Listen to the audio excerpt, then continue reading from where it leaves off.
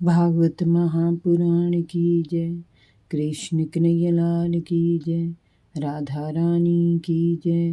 भगवान श्री कृष्ण के सभी भक्तों को राधे राधे, जय श्री कृष्ण।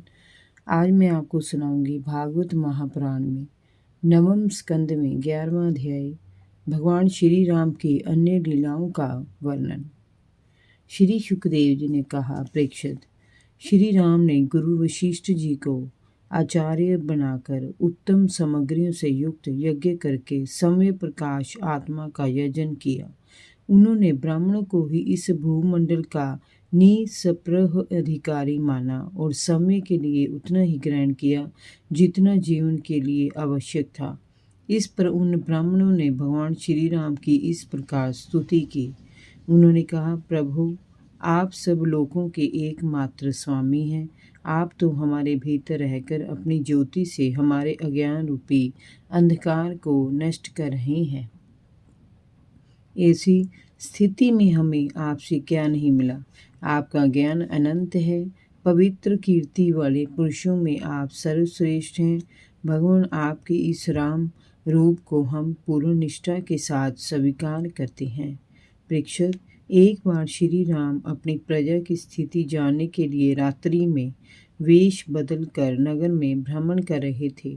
उस समय उन्होंने एक धोबी को अपनी स्त्री से कहते हुए सुना, अरे तू दुष्ट और उल्टा है, तू पराए घर में रह आई है।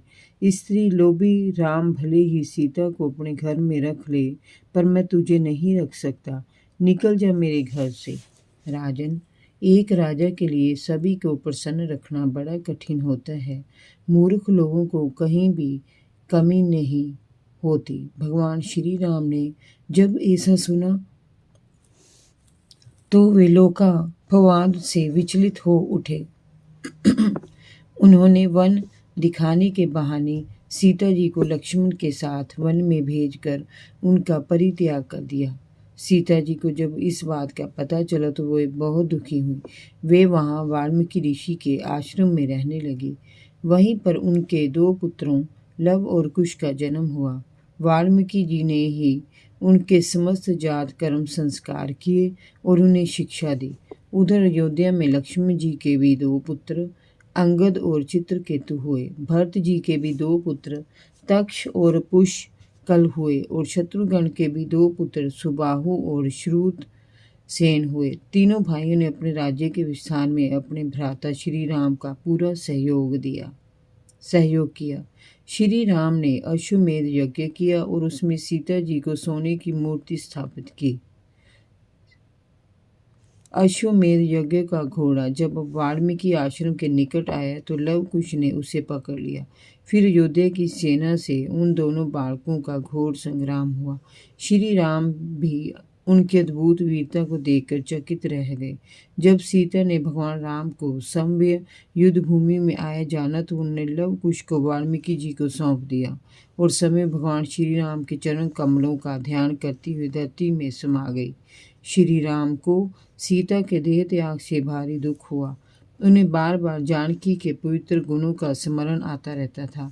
इसके बाद भगवान श्री राम ने पूर्ण ब्रह्मचर्य का पालन करते हुए 13,000 वर्षों तक अखंड राज्य किया और उसके बाद समय परम ज्योतिर्मय धाम में चले गए। प्रेक्षित, भगवान श्री राम के समान प्रतिभाशाली कोई नहीं है। उन्होंने देवताओं के कहने पर ही मनुष्य योनि में जन्म लिया था और असत्य पर सत्य की स्थापना की थी। मर्यादा पुरुषोत्तम के वे सर्वाधिक पवित्र स्वरूप थे। भगवान श्री राम का निर्मल यश से परिपूर्ण चरित्र समस्त पापों को नष्ट करने वाला है। जो पुरुष अपने कानों से भगवान श्री राम का चरित्र सुनता है उसे सरलता, कोमलता और मर्यादित जीवन के स्थायी गुणों की प्राप्ति होती है। राजा परीक्षित ने पूछा, मुनिवर, भगवान श्री राम अपने भाइयों के साथ कैसा व्यवहार करते थे और अयोध्या वासी उनके प्रति कैसा बर्ताव करते थे? श्री सुखदेव जी ने कहा, राजन, श्री राम ने राज सिंहासन प्राप्त करने के उपरांत अपने भाइयों को दिग्विजय प्राप्त करने की आज्ञा दी। वे सभ्य राजधानी तथा पूर्ववासियों की देख रेख करते थे। उस समय अयोध्या नगरी अत्यंत समृद्ध और भव्य थी। नगरवासी तरह तरह की भेंटें लेकर भगवान के पास आया करते थे और उनकी स्तुति करते थे। वे उन पर पुष्प वर्षा करते थे और श्री राम भी हर प्रकार से प्रजा के सुख दुख में सदैव तत्पर रहते थे। प्रजा के सुख की कामना करना ही उनका एकमात्र लक्ष्य था। जय जय श्री राधे।